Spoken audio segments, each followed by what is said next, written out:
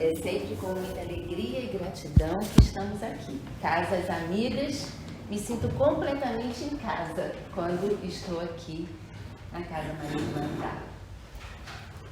Na nossa casa, no mês de abril e julho, nós nos detemos a estudar a obra do Chico mais detalhadamente. Abril por ser o mês de aniversário dele e julho por marcar o trabalho da mediunidade do Chico. E nessa proposta, que já vai para muitos anos, me pediram esse ano que estudasse sobre a obra infanto-juvenil do Chico. E aí, um mundo se abriu de encantamento para mim. É muito interessante a gente parar para estudar um determinado tema, que a gente vê a riqueza do material que nos foi oferecido pelo Chico. O Chico, ele teve diferentes fases da mediunidade, como nós sabemos, é estudado hoje. Momentos que eram mais específicos, ele recebia um determinado volume de livros mais voltados para um processo de aprendizado nosso. Então teve a fase dos grandes poetas, como Parnaso de Além Túmulo, mas já em 1944, melhor dizendo, o Chico começa a receber as primeiras obras infantis. Foi um período de mais de 20 anos. Nesse período, ele recebeu 18 obras, podemos dizer quase que uma por ano. Mas aí a gente vai vendo o processo educativo que os espíritos propuseram para as crianças, que é o mesmo nosso, que eles propõem para nós. Se ampliarmos o nosso olhar, vamos entender a importância da infância e da juventude como um processo educativo para o espírito. Então, para com aqueles que lidamos, devemos ter este olhar da importância, da utilidade, da necessidade da infância como este momento de adaptação do espírito a uma nova encarnação, adaptação, como está no livro dos Espíritos, até a uma nova cultura, uma nova sociedade, porque muitos de nós podemos ter vindo do Oriente e temos que nos adaptar hoje ao Ocidente. Viemos de lares com hábitos, propostas completamente diferentes e estamos agora reencarnados no Brasil. Com isso, precisamos passar por esse processo de educação. Ao mesmo tempo, existe a fragilidade do corpo, que não daria para absorver uma mente já muito amadurecida, com propostas, né, de inteligência e de desenvolvimento. Então, o que acontece? A nossa mente fica meio que adormecida, fica meio que guardada, reabsorvendo as novas lições. Olha que riqueza isso. Podemos então criar assim novos hábitos, especialmente hábitos necessários para o nosso desenvolvimento, que sabemos somos amorosamente colocados um do lado do outro em família para que possamos absorver esses novos valores. Daí os espíritos nos informarem que a infância, né, essa primeira infância, ela é fundamental para este momento de renovação, de refazimento, de reestruturação. A importância de nós adultos podermos oferecer para a infância um maior volume de bons exemplos, de boas orientações, de bons livros, de boas conversas, de boas ideias, especialmente em contato com a natureza, que aí nós vamos ver que a natureza nos dá todos esses conhecimentos. A gente trabalha o olhar da criança para a beleza da renovação das flores, dos alimentos, dos animais que são dóceis. A criança vai criando os valores do cuidado, os valores do amor de Deus para conosco, nos oferecendo esses benefícios todos. Então, nós adultos precisamos ter este olhar, compreender a infância, como os espíritos nos falam. São seres que voltam para uma nova encarnação. Dessa forma, não cabe tanto entender a infância como um momento só de mimos, como um momento de enfeitar, de propor só alegrias, não significa que precisamos falar da tristeza, mas podemos mostrar os processos naturais da vida. São assuntos que cabem às crianças, para que elas sejam preparadas para as lutas e dificuldades da vida adulta que todos nós, absolutamente todos nós, enfrentamos. Não tem como querer que a infância seja só uma felicidade irreal, porque isso não faz parte do nosso processo de aprendizado. É melhor que encaremos a infância como um período de cuidados, de muitos afetos, mas é preciso atender à naturalidade da vida no seu processo de renovação, no seu processo de fluxo, de idas e vindas para este aprendizado. Então, a infância é importante para a criança. Inclusive, os espíritos nos falam que ao redor dos 7 anos é que essa ligação com o corpo vai se fazer completa. Daí, ao redor de 8, 10 anos, começamos a ver a personalidade, às vezes, mudar. A gente, às vezes, tem a sensação de que curva do caminho que eu perdi meu filho, porque, de repente, ele assume um novo modo de pensar, de falar, às vezes um pouco mais agressivo, às vezes um pouco mais decidido a determinadas situações que nos assustam. É o espírito assumindo a sua própria personalidade. Mas a gente sabe que as boas sementes sempre ficam. Então, é claro, aí a proposta dos pais é auxiliá-los em outra etapa, muitas vezes através do exemplo, através da presença constante. Estamos aqui, na caminhada, mas não vamos poder impedi-los de viver aquilo que eles necessitam, até porque não conseguimos. Não chega um momento que a gente não consegue. Mas Deus nos propiciou essa primeira infância, esse início da puberdade, da adolescência, para que nós pudéssemos imprimir os valores e as virtudes que acreditamos reais, que é fundamental, voltamos a dizer. Mas é muito importante, tem uma bela página de Emmanuel no livro Encontro Marcado, que ele fala de filhos diferentes. Diferentes que ele quer falar é da parte moral da família, porque diferentes somos todos nós. Ele está chamando a atenção de valores morais que a família às vezes traz e que não é, muitas vezes, um valor moral para o filho. Muitas vezes ele segue caminhos completamente contrários. A proposta de Emmanuel é que compreendamos, aceitemos, nunca falemos, ele inclusive chama a atenção, nunca falemos palavras muito duras, porque não é esse o processo educativo que necessitamos. Necessitamos do amparo, necessitamos do exemplo, que se para nós determinado valor é um bem, nós vamos continuar com esses valores. Vamos continuar mostrando para eles os nossos valores.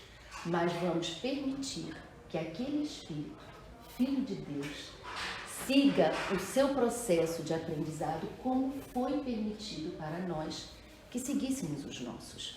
A gente pode até compreender que se hoje temos valores morais muito solidificados em nós, é porque a gente já bateu cabeça em outros.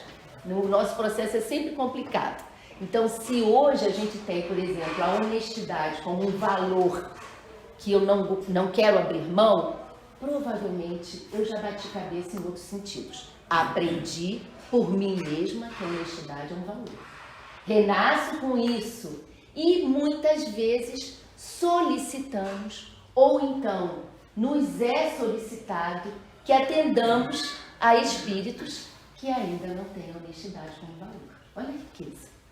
Eu vou me fortalecer naquilo que eu penso que é o certo e vou ter condição de, nas minhas dificuldades, mas já amealho algum benefício nessa área, eu tenho condições de auxiliar a outros. Essa é a riqueza do lar, essa é a riqueza da família. E às vezes a gente tem muita dificuldade de lidar com aquilo que é diferente, porque a gente pensa que é uma forma de nos atrapalhar a nossa calma, a nossa felicidade. Não. O processo educativo de Deus é um momento de consolidarmos aqueles valores que a gente tem como fundamentais para a vida. Isso em qualquer campo nosso educativo. Então a infância, ela é rica. A juventude nos traz aí as experiências que necessitamos para caminharmos para a maturidade com outros olhares. Mas é rico também a gente entender a bênção da infância para todos nós. Porque é um processo, a página não podia ser mais propícia. Acho que vocês vão ouvir de várias formas, ela veio ao encontro daquilo que a gente vai comentar hoje. Porque a gente vai ver a infância também como um processo riquíssimo para todos nós. Muitas vezes, Emmanuel nos fala que a gente não pede, não, a gente implora uma nova encarnação. E quando imploramos uma nova encarnação, muitas vezes sabemos das lutas e das dificuldades que vamos enfrentar. Daí, então, às vezes a gente se prende à ideia da infância difícil, da infância fácil. São aprendizados que o espírito precisa ter. A infância difícil, ela é muito rica. Tem vários estudos, biografias de grandes pessoas da humanidade que tiveram uma infância muito difícil. E todas são unânimes em dizer o quanto que essa experiência os dotou de um vigor, de uma força, abriu-se um campo através de uma outra pessoa e a maturidade que isso trouxe. O próprio Chico é um exemplo disso para nós. Quando pensamos numa criança de infância pobre, que fica órfã aos 5 anos de idade, via os espíritos com a facilidade que ele via, quer dizer, não tinha o apoio de muitos, ao contrário, imaginavam até que o Chico, fosse alguma criança meio desajuizada ou então com algum problema mental. Numa cidade pequena do interior de Minas, na década de 1910, a gente vai começando a construir as dificuldades desse espírito.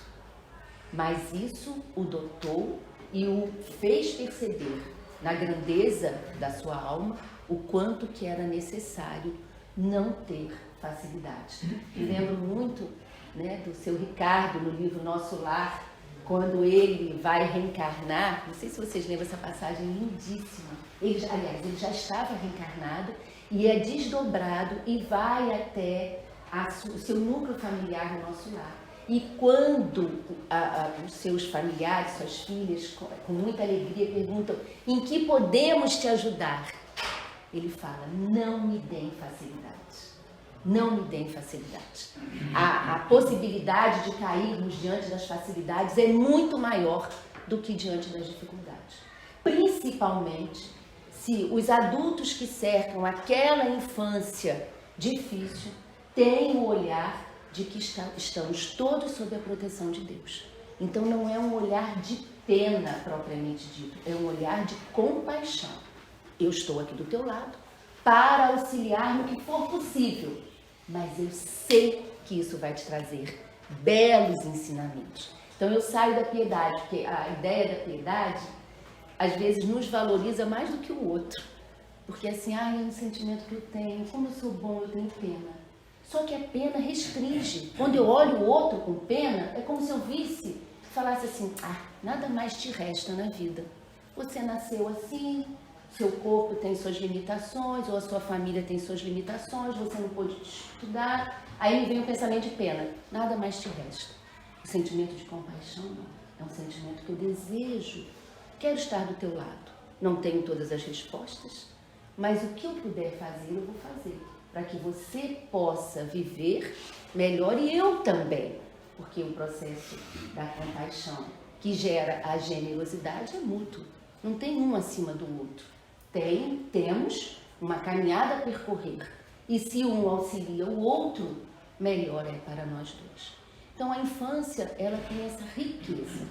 Ela é preciosa para nós. Então se vivemos infâncias difíceis, às vezes está na hora da gente superar isso. Conseguindo olhar o que ela nos trouxe de benefício.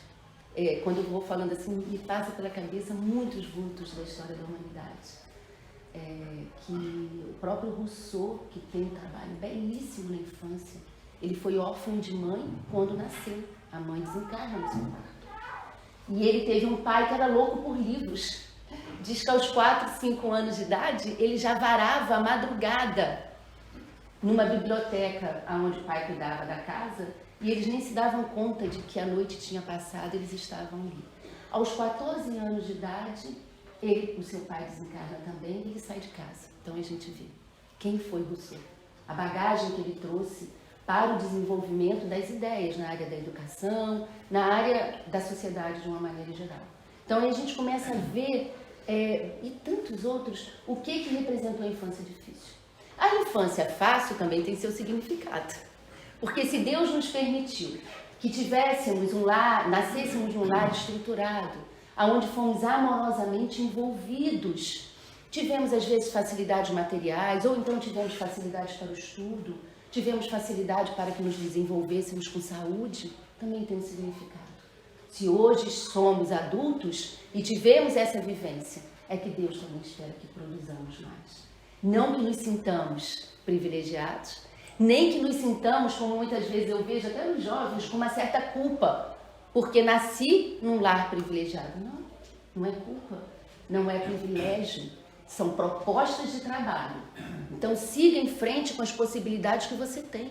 Ofereça ao outro aquilo que você recebeu demais. Se foi o desenvolvimento intelectual, são recursos, doe isso, se desenvolva, vá procurar grupos em que o teu conhecimento possa auxiliá-los sem ganhos materiais. Aí entra o trabalho voluntário, entra esse trabalho de desejar doar aquilo que eu recebi. Então não importa tanto a nossa observação na infância fácil, a infância difícil, o que importa é que a gente perceba o quanto somos ricos pela preciosa bênção da encarnação que nós temos. E aí nós devemos nos desenvolver da melhor forma possível a cada dia, não perdendo essa oportunidade. Vocês já devem ter ouvido falar, e os Espíritos nos falam, que essa oportunidade é única. Solange também usou essa expressão, acho que foi única que você falou. Porque é a melhor delas até agora. Se a gente parar, é a melhor encarnação nossa até agora. Se batemos cabeça e hoje já estamos amadurecidos para compreender, dentro do processo de desenvolvimento científico que a nossa Terra vive, onde a gente tem uma riqueza de informações, temos riqueza de instrumentos, eu acho isso, assim, eu fico impressionada. Hoje a gente tem uma medicina, uma psicoterapia, as ciências orientais que nos auxiliam de tanta forma, temos tantos instrumentos para o nosso equilíbrio. Não podemos ficar presos às lutas e às dificuldades. Temos que entender, utilizar esses recursos todos. A própria história da pandemia, o que ela nos trouxe de volume de informações, e sabemos que a ciência está se desenvolvendo para que outros processos a gente não precise viver. E muitas vezes, até com as nossas crianças, a gente passa o olhar da dificuldade, passa o olhar das lutas, passa o olhar da crítica. E não temos tido evangelizadores falando conosco na casa dos filhos, com medo. Eu falo, como assim? Você já sentou e já conversou com eles para mostrar a riqueza do momento que nós estamos vivendo? Já falou para eles que diante das lutas, Deus sempre nos apresenta soluções e que nós precisamos dela? O que é 1 ano, 2 anos recolhidos, que já nem estamos tanto, já diminuiu esse tempo aí? Mas o que é isso? Voltados muito mais para o lar ou voltados muito mais para outros aprendizados que as redes sociais nos trouxeram? Quanta riqueza de material! Então, por que esse sentimento que nos aprisiona quando podemos, em situações limites, extremas, desenvolver exatamente o outro lado, de uma compreensão maior, enxergar a vida por cima da montanha, em que faz com que a gente vislumbre muitas possibilidades. Isso tudo que nós estamos comentando estão nas obras Infantos e Juvenis do Chico. Tanto nas obras para nós adultos, trazendo esse olhar para a infância, de forma que a gente percebeu de uma maneira muito interessante que quando Kardec nos fala sobre o caráter da revelação divina, da revelação espírita, melhor dizendo, que a gente sabe, isso está na Gênese, primeiro capítulo da Gênese, que o Espiritismo é uma revelação, como Kardec coloca, porque revelar, tirar o véu, trazer informações, e mesmo conteúdos que estavam esparsos na humanidade, como a reencarnação, a sobrevivência da vida, já tinham essas informações. Mas o Espiritismo, como essa terceira revelação, cria um corpo de conceitos, de ideias, consolida e traz o laboratório do mundo invisível, que são as comunicações de uma forma sistemática, para que fosse estudado, traz esse conhecimento que os espíritos trazem do mundo espiritual através das comunicações. Então é uma revelação. Mas aí a gente se deu conta de que a obra do Chico amplia essa revelação. Porque Kardec, se pegarmos o Livro dos Espíritos, ele vai falar lá sobre a infância, tudo isso que nós falamos. Mas a obra do Chico traz detalhes dessa infância.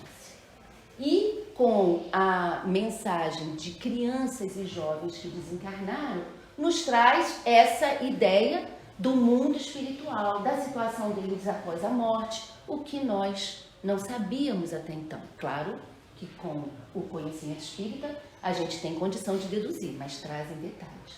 Então a obra do Chico amplia. E aí nós vamos encontrar grandes espíritos se debruçando sobre essa obra. O primeiro deles foi Casimiro Cunha, poeta, que trouxe a Cartilha da Natureza, você falando da natureza. São 3 volumes, atualmente está em 3 volumes, porque ilustraram com imagens.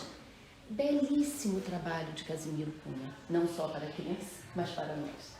Porque ele nos faz olhar para a natureza e ele compara fenômenos da natureza com fenômenos morais, de uma forma simples. Quando me detive a ler o livro, falei, meu Deus, como precisamos olhar mais a natureza para aprendermos esses processos da vida, os fluxos da vida, a dinâmica da vida, para que nós possamos ganhar resistência nos fluxos e nas dinâmicas da vida, porque a gente não aceita, E eu estou lá com as minhas plantinhas, tem uma linda, aí de repente eu vejo que naquela flor linda, naquela folhagem linda, uma folhinha começa a amarelar. Todas estão viçosas, uma começa a amarelar e vai cair. Aí você começa a pensar que é assim a dinâmica da vida. É assim, mas a gente reluta ainda em aceitar. Provavelmente, se nos detivermos a guardar o olhar que Casimiro Cunha nos traz para a natureza, vai ser uma cartilha para nós também, porque nós vamos entender a beleza de Deus, as leis naturais da vida que nos propõe essa renovação constantemente. E aí o Chico vai caminhando para outras obras. Temos Meimei, o espírito Meimei, que sabemos é a irmã de Castro, um espírito que não foi mãe nessa encarnação, porque desencarna praticamente recém-casada, não tinha 2 anos de casamento com Arnaldo Rocha. E por esse lado amoroso, ela era de formação, era professora, por esse lado amoroso, ela se dedica à criança no mundo espiritual. E a obra de Meimei é lindíssima. De novo, eu acho que serve mais para nós, a gente pensa que é infantil, se a gente pega o livro Pai Nosso, em que ela interpreta cada frase da oração que Jesus nos ensinou, trazendo uma história, trazendo estrofes simples. A cada frase da oração, ela vai trazer os 3 itens para a gente estudarmos: uma história, um texto corrido de uma forma bem simples para que possamos explicar para a criança e nós compreendermos. Ela vai nos trazer e versinhos para trabalharmos cada linha do Pai Nosso. Mas a gente sabe que Meimei, então, tem esse trabalho até hoje de cuidar da criança. É até interessante que numa das obras do Chico, pelo Uma entrevista do Chico, vou esquecer, depois eu me lembro, do entrevistador que estava perguntando para o Chico, e ele pergunta sobre Meimei. E aí ele conta, o Chico conta, que no mundo espiritual, Meimei assumiu então, pouco a pouco, e até a gente vai vendo que é interessante, parece que os espíritos eles vão pegando um tema também, vão se especializando, vão estudando sobre aquilo, mas eles vão ampliando também as suas possibilidades de ação.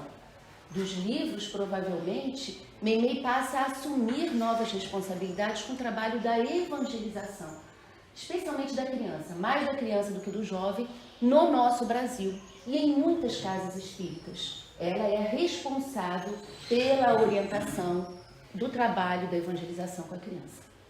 Muitas instituições foram formadas em nome dela a partir desse trabalho. E conta então o Chico que quando Arnaldo Rocha foi se casar pela segunda vez, ela viu que já não dava mais para ser esposa dele, mas ela pede então para nascer como filha dele, porque ela estava muito saudosa.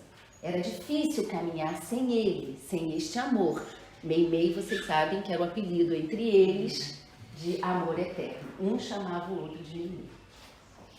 E aí, Emmanuel, através do Chico, fala assim: olha, você até merece fazer esses pedidos, porque você é uma trabalhadora. Vou levar o seu pedido para as instâncias superiores, mas já de pronto te falo que eu não concordo, porque hoje tantas instituições em seu nome, você vai deixar tudo isto para reencarnar? O meu veto você já tem, então vocês imaginam, né? Não deu outra coisa. Emmanuel retorna depois e fala então para ela. Aliás, melhor dizendo, ela nem quis continuar com o pedido, porque ela viu que não ia ser possível e ela se sensibiliza para o trabalho que estava sendo apresentado para ela. É bonito a gente ver que as dificuldades continuam com a gente do outro lado, mas também a gente vai gerando um amadurecimento. Já temos também outros elementos para analisar e perceber que podemos muitas vezes abrir mão de um desejo em nome de algo muito maior. Então aí nós vamos vendo a obra de Meimei, que traz o Evangelho no Lar, um livro lindo para a leitura da casa. Aprendemos com ele, são 5 reuniões em família de um culto do lar, em que o pai, são trazidas situações do dia a dia, em que o pai, o chefe da casa, apresenta a sua versão e os filhos vão participando e o aprendizado, aí dali sai o aprendizado para todos nós. Como falamos, são 18 obras do Chico.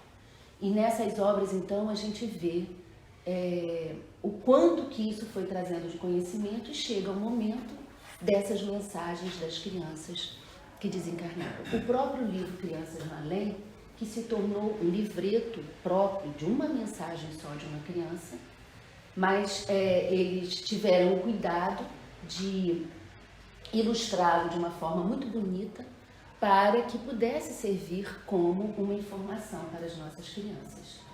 Foram 3 filhos do casal, os 3 únicos filhos do casal, que desencarnam num acidente, quando eles já estavam no trevo de entrada para a cidade deles. Quer dizer, já tinham feito uma viagem de ida, uma viagem de volta, e 5 minutos de casa é quando acontece o acidente. O pai conta que ainda quando eles estavam solteiros, uma vez alguém, lendo suas mãos, fala que ele iria ter filhos e que esses filhos iam reencarnar assim. Ele conviveu com esta dúvida a vida toda. E chegaram os 3 filhos, ele sempre gostou dos filhos perto dele, porque ele ficava na sua lembrança o que havia sido falado para ele. Mas a partir da insistência do mais velho, com 11 anos, numas férias escolares, para que pudessem passar uma semana na casa dos tios, acontece depois o acidente. E aí ele traz de uma forma altamente confortadora o que estava sendo apresentado para ele, a escola em que eles estavam participando, os irmãos cuidados, de forma que aquele casal pudesse ser auxiliado. Vamos encontrar isso também na mensagem do Pequeno Morto, que já é um livro muito específico, né? Porque ele é interessante, que é de um jovem de 14 anos, o Carlinhos, que desencarna, mas quem traz é Neio Lúcio. Um mecanismo diferente. A gente fica pensando assim, por que isso?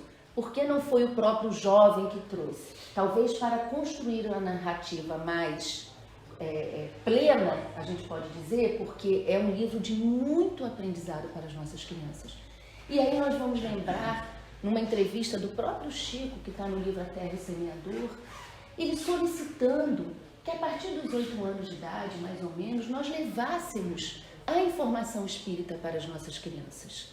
Porque o próprio Chico conta que ele acompanhou por aqueles dias, 1975, a chegada de um casal muito desolado lá na Comunhão Espírita Cristã, à época, onde o Chico ainda atuava, porque o seu único filho de 12, 13 anos havia cometido suicídio após uma negativa dos pais para que ele não fosse ao cinema, após sucessivas idas ao cinema naqueles dias. E ele então chamava a atenção de falarmos do mundo espiritual para essas crianças. Isso nos auxiliou muito na construção do nosso planejamento junto às crianças. Falamos de Jesus, mas falamos do mundo espiritual, para que elas tenham esse pleno conhecimento. Somos assim, para nós espíritas, devemos apresentar essa realidade da vida de uma forma muito natural. E não como muitas vezes é apresentado para as crianças, né, que Jesus levou tal pessoa. Cadê o Jesus amoroso que eles ouvem estudar? Se aquele afeto Jesus decidiu levar e levou da casa dele, não levou da casa do outro, como ele entende esse amor? Deus quis, que Deus é esse que quis que o meu avô, que eu amo tanto, partisse de uma forma que eu não compreendesse. Ou então, muitas vezes a gente fala que virou estrelinha, né? Virou estrelinha. Vamos apresentar para a criança a realidade do mundo espiritual. Esses dias eu conversava com uma criança de 5 anos, que a avó desencarnou. Ela falou, minha avó morreu. Eu falei, você sabe que é o corpinho que morre. Sua avó não morreu. Ela continua viva no mundo espiritual e olha por você. Aí, rapidinho, ela saiu dali, de onde a gente estava, e foi falar com uma outra criança. Aí ela já mudou a expressão, ela já falou, minha avó mora no mundo espiritual. Só o corpinho dela que morreu. Eu falei assim, eu uso as crianças como meu laboratório mesmo de aprendizado. Vou jogando e vou vendo. Tem uma outra criança que, caminhando com o adulto, ela nos contando isso, 4 anos. E tinha uma pessoa excepcional na vizinhança. E em um momento em que o adulto estava com calma, explicou que foi necessário que ele renascesse com esse corpinho limitado. Algum objetivo tinha para que ele aprendesse. E num outro momento que já estava apressado, falou, ele nasceu assim porque ele precisou nascer assim. Aí a criança puxou a mão do adulto e falou, explica direito o que aconteceu com ele.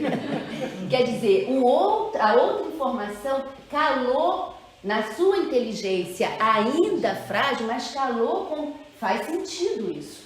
O outro nasceu assim porque precisou nascer assim? Não, isso não faz sentido para mim.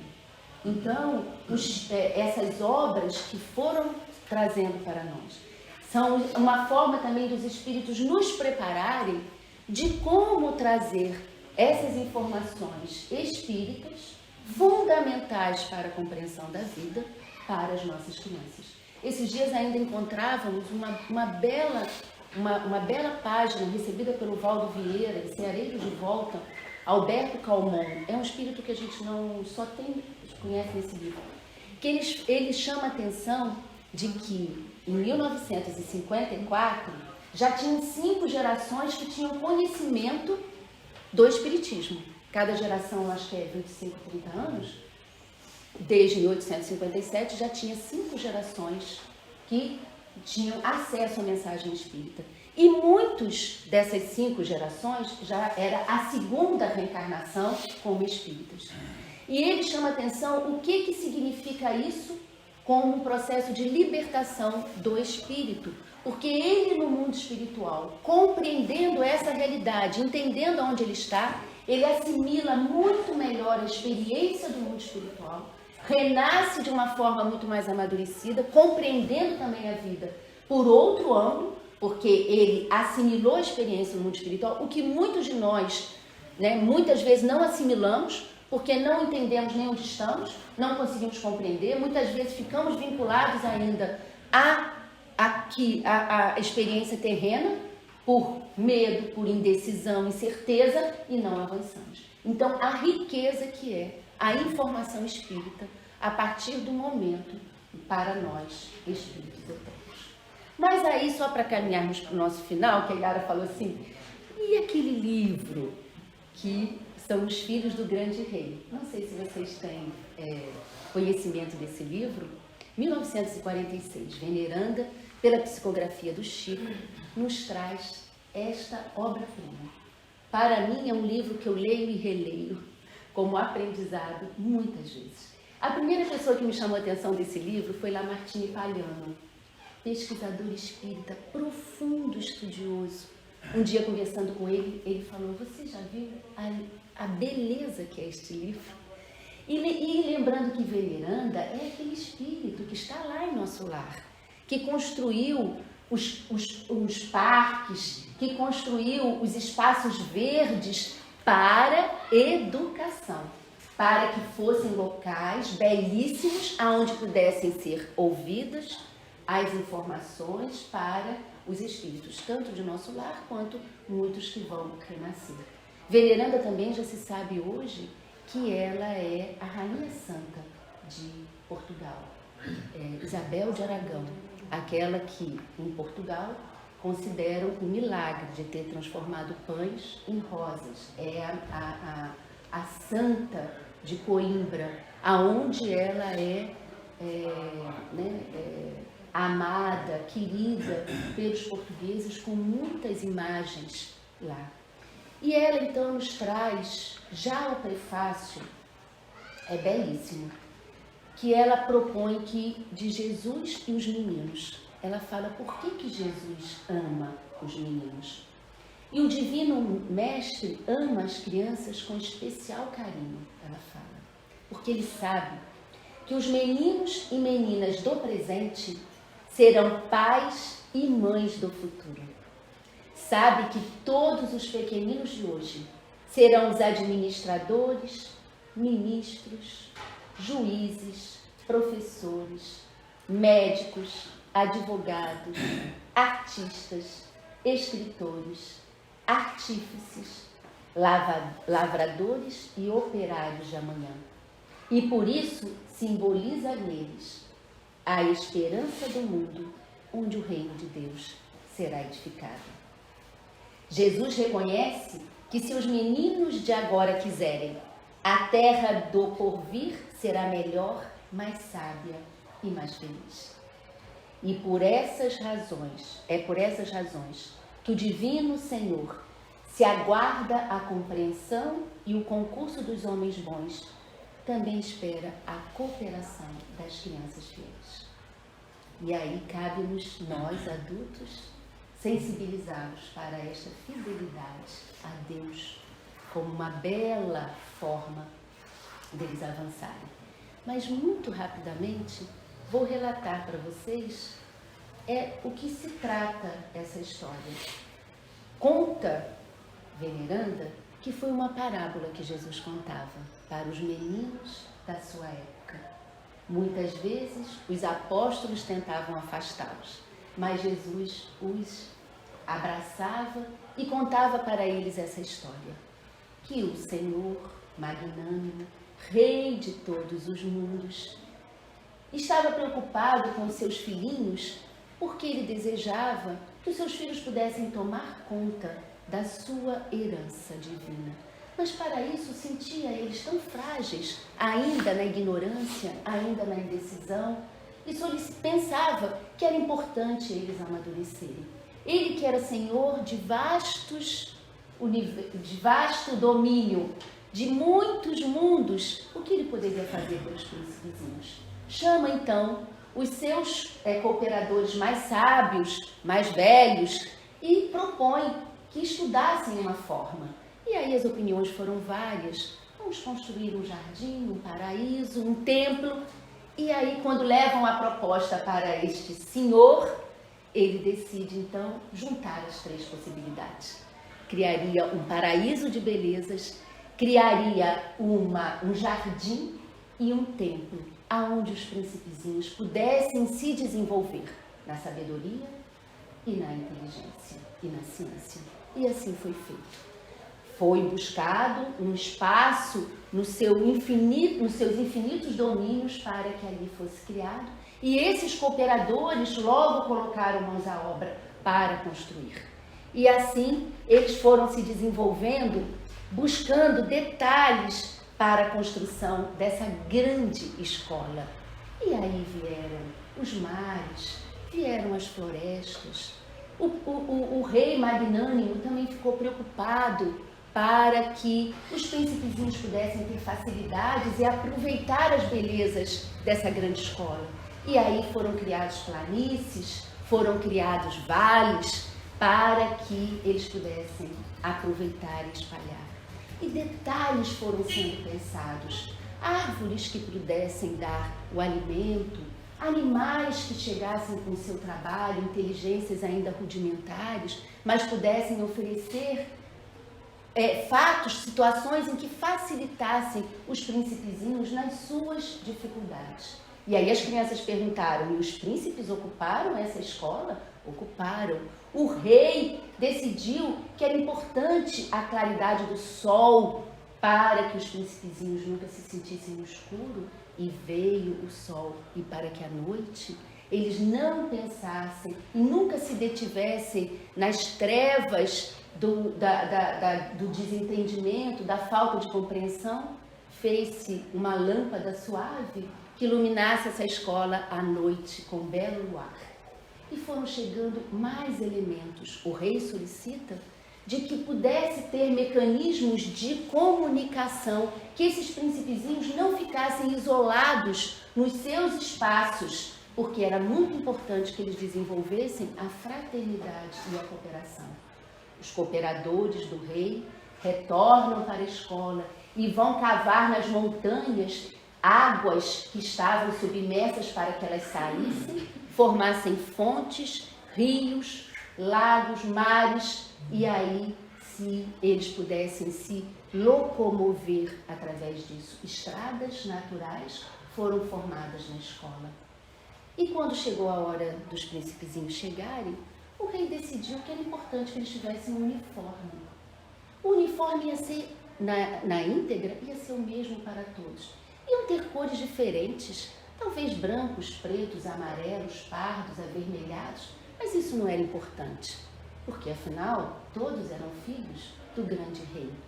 E o uniforme ia ter umas peculiaridades, de forma que ele pudesse permitir que os príncipezinhos se desenvolvessem, que aquele uniforme os acompanhasse no próprio desenvolvimento que eles teriam.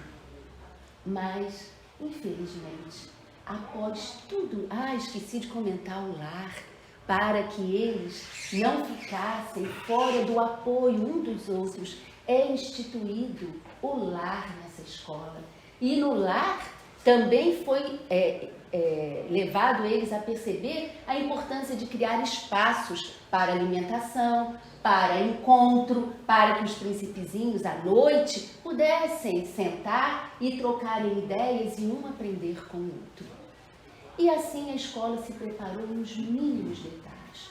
Mas, com o tempo, logo que os príncipezinhos chegaram aqui, perceberam que alguns não entendiam a escola, tinham medo, retornavam rápido. Outros não sabiam aproveitar as oportunidades que tinham, não usavam bem.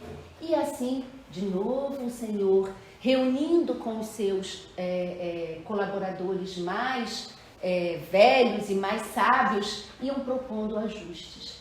E aí, eles começam a perceber que muitos príncipezinhos começam a mudar a maneira de entender. Começam a pensar que aquele espaço os pertencia, que eles já não eram mais usufrutuários, eram deles, lutavam, começam a guerrear, começam a se utilizar um dos outros com outros objetivos de poder, de mando, não sabem, destroem as árvores e não plantam outras, destroem muitas vezes os animais sem um objetivo maior, e aquilo levou um grande alvoroço para esses sábios. E eles se reúnem novamente. O que fazer com a escola? Aí as opiniões foram diversas. Melhor destruir. Ela não entendeu o objetivo. Melhor construir outra em outro lugar. Quando um sábio fala, por que não resolvermos isso através da justiça? Da justiça. Porque não nos cabe sermos dóceis com os príncipezinhos, porque eles não estão sabendo utilizar todos os recursos, mas também não nos cabe sermos muito duros, porque afinal de contas eles ainda são muito verdes no amadurecimento que necessitam. E aí essa que foi acatada. Vamos resolver através da justiça. E foi então designado 2 juízes para que pudessem vir e ajudar os príncipezinhos nesse processo de compreensão, de amadurecimento e de renovação. Acho que eu não vou falar para vocês quais são os juízes. Vou deixar para que vocês reflitam quais seriam esses juízes importantes para nosso processo de desenvolvimento e de renovação. Porque conseguimos perceber nos detalhes da história quem nós somos, o que estamos fazendo aqui na Terra, o que nos cabe realizar. E aí, terminando a história, o velho Cipião, que foi esse personagem que Veneranda colocou, que contava para as crianças de agora a história de Jesus, ele termina falando: tenhamos todos muito cuidado em evitar o mal e muita alegria em praticar o bem. Todos nós, meus filhos, somos príncipes necessitados de educação na escola da terra. Alguns, como eu, o velho Cipião falou, vestem uniforme mais velho, mas vocês estão começando as lições, vestindo roupa nova, forte e bonita. Espero que vocês todos, de hoje em diante, espero que todos nós, saibamos viver neste mundo como verdadeiros filhinhos de Deus. Muito obrigada a todos pela atenção e que Deus nos abençoe.